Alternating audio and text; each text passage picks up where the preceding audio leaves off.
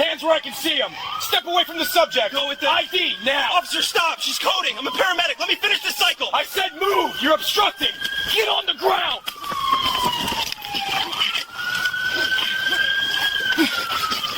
The sun was a punishing, unblinking eye over the city of Oakhaven, baking the asphalt of Industrial Way until the air shimmered with a greasy, petrol-scented haze.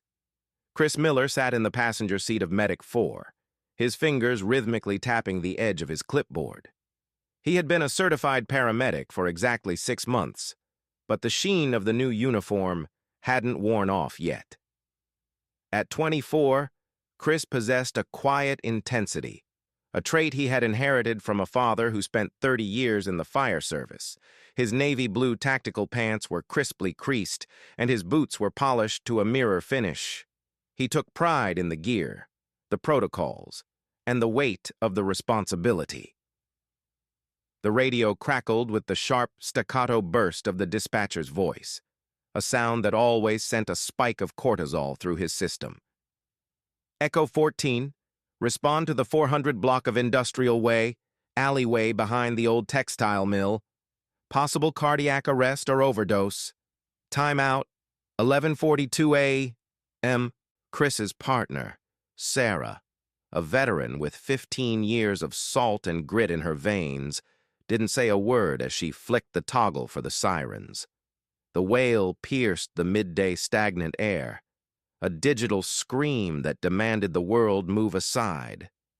Chris felt the familiar tightening in his chest, not fear, but a hyper-focused readiness. He began mentalizing his algorithms. If it was an overdose, he'd need the Narcan ready. If it was cardiac, they'd be on the Lucas device and the monitor immediately. The city rushed past in a blur of sun-bleached brick and glass.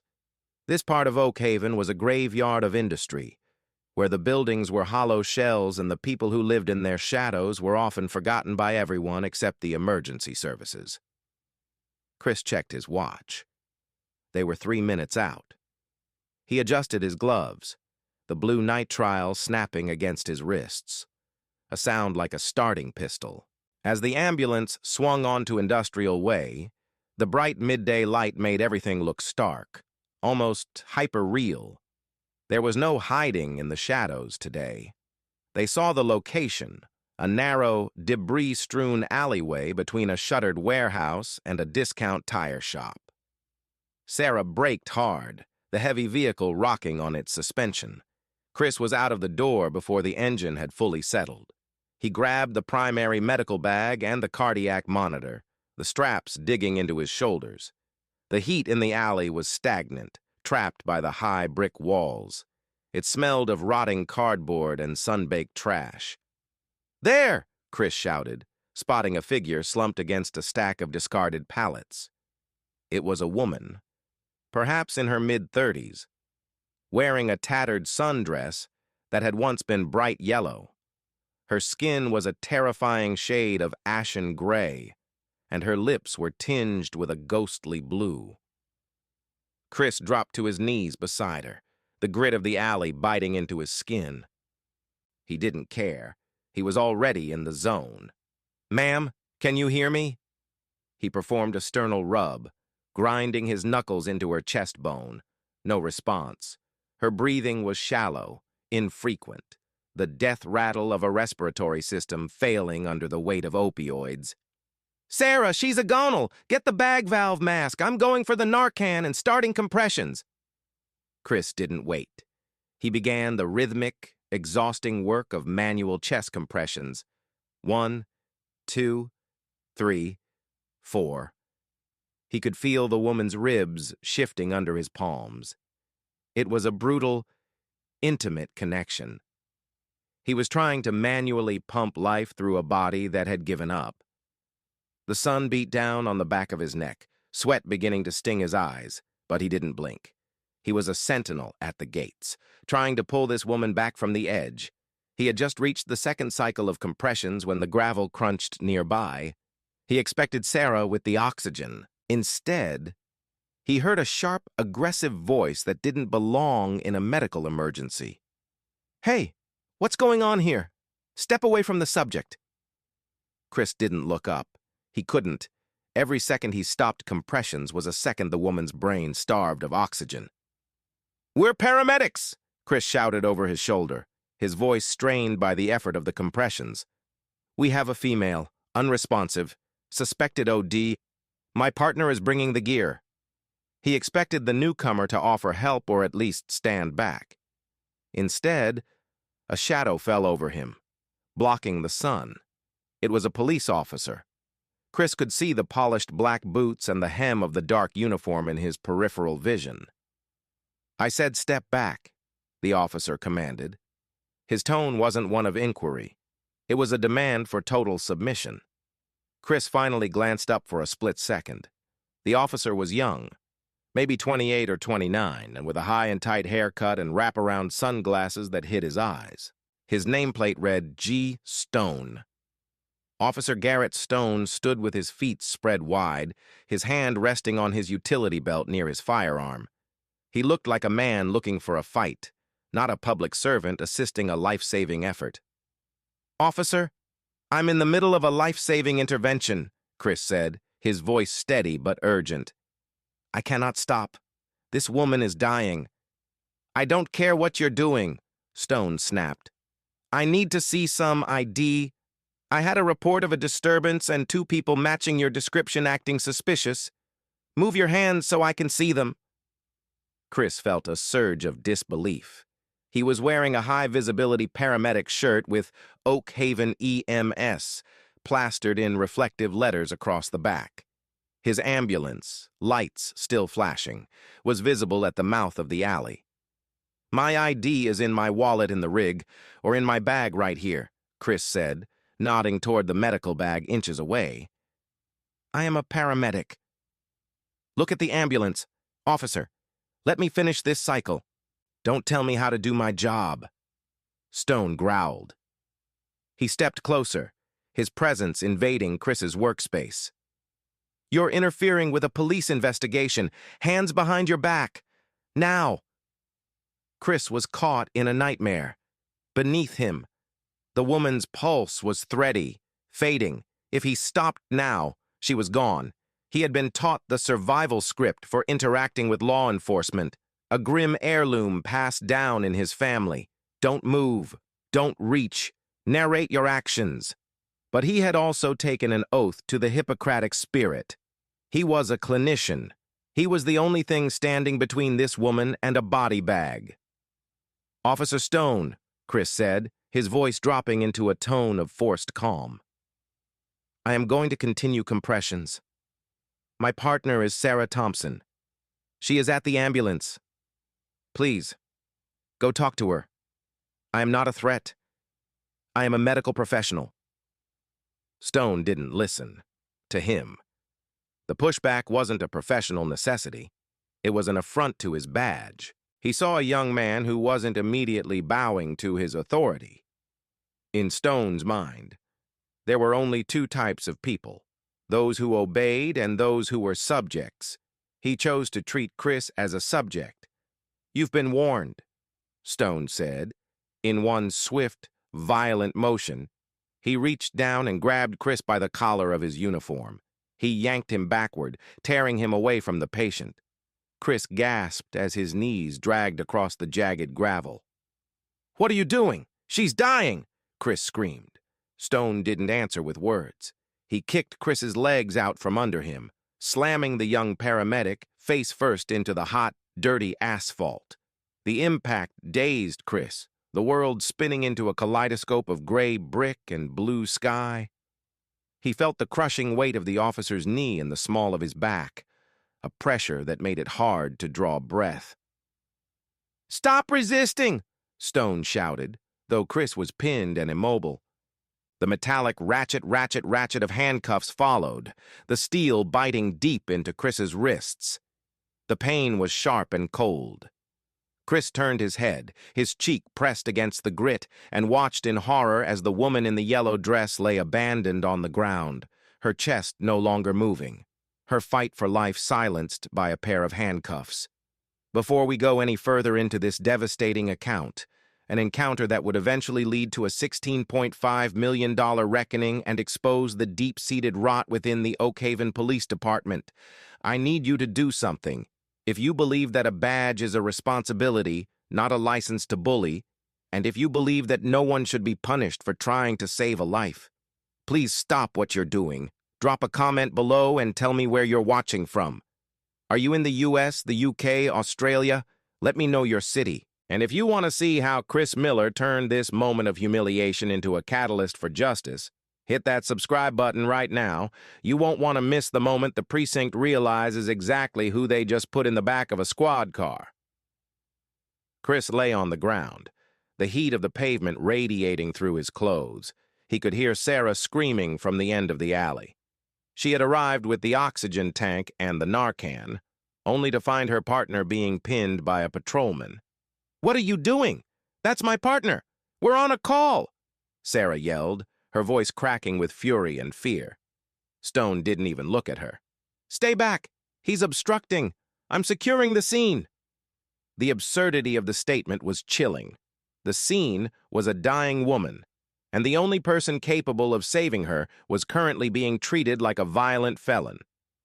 Stone hauled Chris to his feet. The upward yank on the handcuffs sent a jolt of agony through Chris's shoulders. Chris was marched toward the patrol car, his boots dragging. He looked back one last time. Sarah had dropped to the ground, trying to take over the resuscitation, but she was alone. A two-person job was now a one-woman desperate prayer. As Stone shoved Chris into the back of the cruiser, the young paramedic felt a cold, hard knot of anger begin to form in his gut. This wasn't a mistake. This wasn't a misunderstanding. This was a choice. Officer Stone had chosen his ego over the life of a citizen. He had chosen dominance over duty. As the door slammed shut, sealing Chris in the cramped, plastic-scented cage of the back seat, he realized that the life he had known, the idealistic 6-month career of a hero in training, was over. A new chapter was beginning, one written in the language of depositions, evidence, and a fight for the very soul of the city's emergency services. To understand the magnitude of the error Officer Garrett Stone was making, you have to understand the man he had just assaulted. Chris Miller wasn't just some kid playing at being a medic. He was the top of his class at the State Emergency Medical Academy. He had spent 3,000 hours in clinical rotations before he ever touched a city ambulance. He was a man who lived by the clock and the protocol. In his world, a 4-second delay in a cardiac rhythm was a crisis. He had been trained to stay calm in the face of arterial bleeds, screaming bystanders, and crumbling buildings. He was the quiet professional the department used in their recruitment brochures. His father, a retired fire captain, had taught him that the uniform was a loan from the public, and the interest was paid in integrity. Chris wasn't just a paramedic, he was a student of the system. He knew the laws of the road, the laws of medical privacy, and the laws of civil rights. He had spent his evenings reading case law about duty to act and patient abandonment. He understood that by removing him from that patient, Officer Stone hadn't just committed a personal affront. He had created a massive legal liability for the city. He had forced a negative outcome through sheer negligence. As the patrol car began to move, Chris sat as upright as the handcuffs would allow. He closed his eyes and began to record, not with a camera, but with his mind. 11:51 a.m. Arrested. 11:53 a.m. Transport initiated. No Miranda warning given. No statement of charges. Physical injury to wrists and face. He was building his case in the silence of the back seat. The drive to the precinct was short, but it felt like an eternity. Stone drove aggressively, weaving through traffic with a jerkiness that suggested his own adrenaline was redlining. He was likely already trying to figure out how to write this up. In the police world, the test-line usually started with the phrase, "The suspect made a sudden movement," or, "I feared for my safety." But Stone had a problem. He was in an alley with a dying woman, a second paramedic witness, and a body camera that, if it was turned on, would show a man in a medical uniform performing CPR. Stone was gambling that the department would back him up. He was gambling that the word of a cop would always outweigh the word of a civilian, even a civilian in a different kind of uniform. When they arrived at the precinct, the atmosphere was a stark contrast to the heat of the alley. The air conditioning was humming, and the fluorescent lights flickered with a clinical, uncaring light. Stone didn't lead Chris through the front doors. He went through the sally port, the heavy metal door rolling down with a finality that echoed through the concrete space. "Out!" Stone commanded, opening the door and grabbing Chris's arm. He led Chris toward the booking desk, his grip unnecessarily tight. Chris didn't resist. He moved with a deliberate, haunting compliance. He wanted every officer in that building to see him exactly as he was, a paramedic in a torn uniform, handcuffed and bleeding, being paraded by a patrolman who looked like he'd just won a prize at a carnival. The booking sergeant was a man named Miller, no relation to Chris, a thick-necked veteran who had seen everything from triple homicides to drunken brawls. He didn't even look up as the door opened. "What do we have? Stone?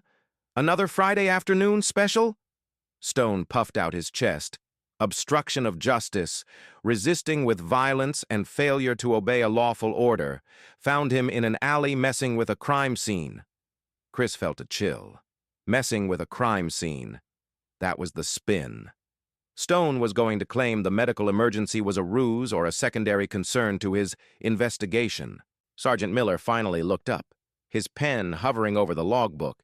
He looked at Stone, then he looked at Chris. His eyes drifted to the Oak Haven EMS patch on Chris's shoulder. Then he looked at the medical shears still tucked into the side pocket of Chris's tactical pants. Then he looked at the blue nitrile gloves, now shredded and stained with the gray dust of the alley, still clinging to Chris's fingers. The sergeant's expression didn't just change, it disintegrated. He stood up slowly, the chair screeching against the linoleum. "Stone," the sergeant said, his voice dangerously low. "Tell me you didn't." "Tell you I didn't what?" Stone asked, his bravado flickering for the first time. "He wouldn't show He was being combative. I had to secure the area." The sergeant ignored him. He walked around the desk, his eyes locked on Chris. "Son, what's your name?" Chris met his gaze. "Christopher Miller. I'm with Medic 4. My partner is Sarah Thompson. We were responding to a 911 call for a female unresponsive. I was performing chest compressions when Officer Stone tackled me." The silence in the booking area became heavy, suffocating. Two other officers who had been standing by the coffee machine stopped talking. Everyone was looking at Stone now, and for the first time, the young officer looked small. "Stone, you idiot," the sergeant whispered. "You arrested a medic on a cardiac call?" He didn't wait for an answer. He grabbed the keys from Stone's belt. "Turn around! Chris, I'm getting these off you." As the handcuffs clicked open, the relief was secondary to the grim reality Chris knew was coming. He rubbed his wrists, the skin raw and bruised. "Sergeant," Chris said, his voice cracking slightly, "I need to know. The woman in the alley. Did my partner get her back?" The sergeant didn't answer. He picked up his radio and called the hospital. The room waited in a silence so thick you could hear the clock ticking on the wall. After a minute, the sergeant put the radio down. He looked at Chris, and the pity in his eyes was the worst part of the whole day. "She didn't make it," Chris pronounced at the scene. The weight of that sentence hit Chris like a physical blow. She didn't make it. Because a man with a badge wanted to see a piece of plastic. A woman was dead. The anger that had been simmering in Chris's gut boiled over. but he didn't scream. He didn't lunge at Stone. He simply looked at the young officer, who was now leaning against the wall, trying to look bored but failing to hide the tremor in his hands. "You killed her, Garrett," Chris said quietly. "You took the 3 minutes she had left, and you spent them on yourself." Stone opened his mouth to retort, but the sergeant snapped. "Shut up, Stone! Not another word. Go to the briefing room and stay there until the lieutenant arrives. You're on administrative leave as of 5 seconds ago." The next few hours were a whirlwind of institutional panic. The Oak Haven Police Department was a machine that knew how to protect itself, but this was a leak they couldn't plug. By 3 p.m., the chief of police and the head of the EMS division were in a closed-door meeting. Chris sat in a small interview room, refusing to sign any incident waiver or release of liability forms. The department's lawyers tried to slide across the table. He sat with his hands folded, his mind clear. He knew he couldn't bring the woman in the yellow dress back, but he could make sure that no one else ever died in an alley because a cop felt insecure. He called Marcus Thorne. Thorne was a name that made city council members lose sleep. A civil rights attorney with a penchant for expensive suits and a scorched earth policy in the courtroom. Thorne had built a career on dismantling the blue wall of silence. When he walked into the precinct 2 hours later, he didn't look like a lawyer, he looked like an executioner. He shook Chris's hand, his eyes scanning the bruises on the young man's face. "Don't worry, Chris," Thorne said, his voice a smooth, resonant baritone. "By the time I'm done, they'll be renaming this precinct after your patient just to apologize."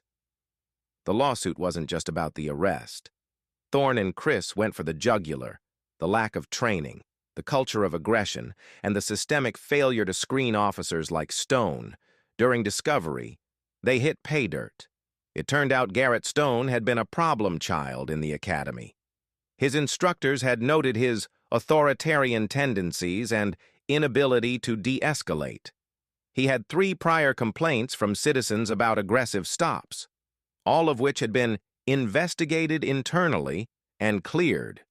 The department had known they had a ticking time bomb in a patrol car, and they had done nothing but give him more ammo.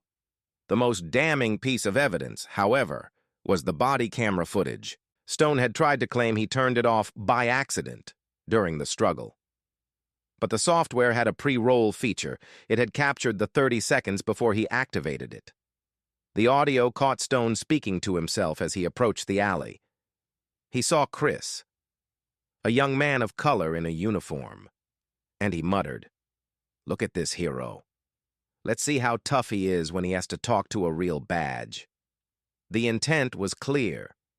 It wasn't about a disturbance call. It was about a young officer wanting to humble someone he perceived as an interloper in his territory. The trial never happened. The city's insurance carriers saw the body cam footage and the deposition of Sarah Thompson, who testified through tears about how she watched her partner get mauled while a woman's life slipped away, and they folded. They offered $5 million. Thorne countered with $20 million. They settled at $16.5 million. It was one of the largest settlements for a non-shooting incident in the state's history. But for Chris, the money was just fuel. He used it to fund a national foundation that provides legal resources for first responders who face interference in the line of duty. He also ensured a significant portion went to the family of the woman in the yellow dress, whose name, he discovered, was Elena. As the years passed, the Chris Miller case became a staple in police academies across the country, a cautionary tale of what happens when ego replaces empathy. But the true resolution happened 6 months after the settlement. On a day much like the one in the alley, Chris, now a supervisor, was back on the streets. He saw a rookie officer pulling over a car. He saw the officer approach with a calm, professional gait. He saw the officer introduce himself and explain the reason for the stop. There was no shouting. There was no hand on the holster. Chris watched for a moment, then drove on. The story of Chris and Officer Stone is a tragedy of what-ifs. What if Stone had been trained to recognize a medical uniform? What if the department had listened to the instructors at the academy? What if the culture of compliance at all costs hadn't been the North Star of Stone's career? The reality is that the rot in the system isn't just about one bad apple. It's about the soil that allows those apples to grow. Stone was a product of a system that valued dominance over service, a system that forgot that the primary goal of every public servant, be they cop or medic, is the preservation of life. Chris survived because he had the knowledge and the fortitude to fight back. But Elena didn't survive because she was caught in the crossfire of a man's fragile ego. Justice, in this case, was a check for $16.5 million, but true justice would have been Elena walking out of that alley. We must hold those in power accountable, not just when they pull a trigger, but when they use their authority to stifle the very help people desperately need.